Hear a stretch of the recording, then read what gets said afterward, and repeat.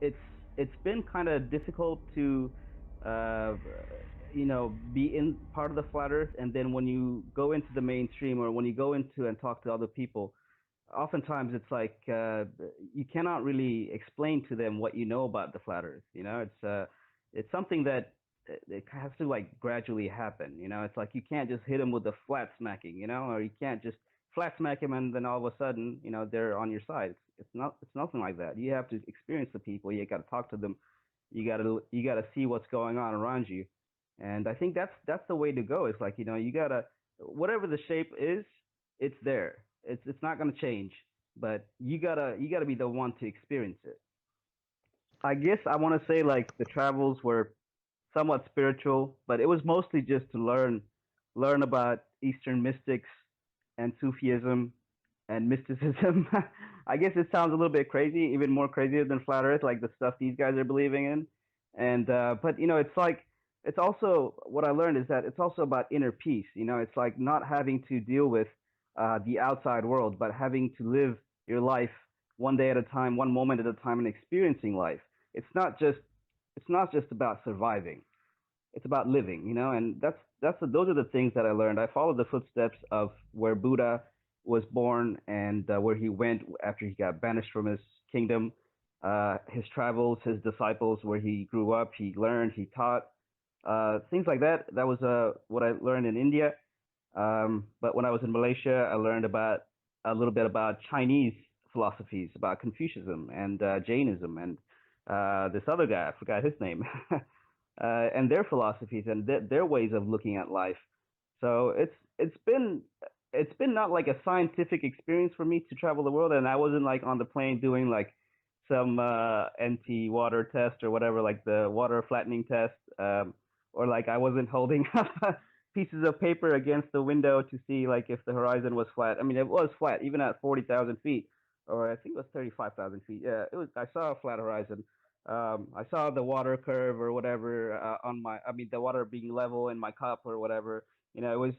I wasn't really paying attention to those kinds of things, but I was more interested in what we had left behind, in the past, and what we're forgetting, and when we're moving forward, we're not really recognizing the lessons that we had already known, and we kind of like are stuck in this loop, in this mechanical loop where we're just working and working and working, and not really realizing that we also must live at the same time. Experiencing the earth. That's what makes the difference to me instead of being on the computer all the time.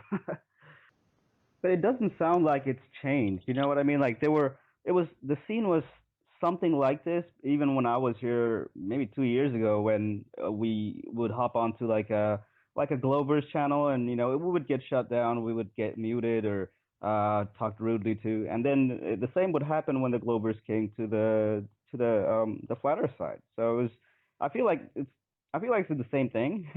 Maybe there's newer people experiencing it for the first time. But yeah, I remember when I would invite Gem Panda on onto like some sort of a platform or something, and me and Jim we were just friends. We were never it was never like enemies. We're on either side of the argument, so we have to be enemies. It was never like that. Or anybody for that fact. I never considered people having difference of opinions to be against me.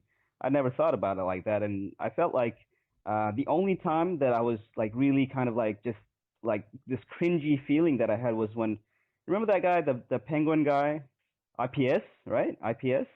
That's when I really felt like I needed to leave. It kind of sounds wrong to say that, but I was devastated to see so many nice people, so many good people just becoming penguins, and then I was like, are your minds getting washed? Why is your icon now a penguin? Why don't you have your true identity or like your personality? What happened to it? Is it all melting into this one penguin? And then I don't know. I just felt like it was. I felt like there was a lot of animosity, a lot of hate, and I just didn't want to be part of that anymore. So I kind of just took off. It wasn't like that was the only reason. It's just that I also felt like I've learned a lot about flat Earth, and maybe I just needed to take a break and come back to it later on some other time and see what has transpired, what has progressed, what's true and what's not, and things like that. So I also asked myself one question is that what would happen? Like, what is victory to me? Like, if everybody knew about flat Earth, right? What would be the end goal for me? What is victory to me? And I realized that victory to me is just very simple. Is that I want a peaceful life, and I want a safe environment to raise my children. I want my family to learn what they want to learn, study what they want to study, and they can do that right now without ever flat Earth reaching the world. You know what I mean? And that was the victory to me. And I was like, okay, I can already do that. I can already establish this. So that's something that I had to learn.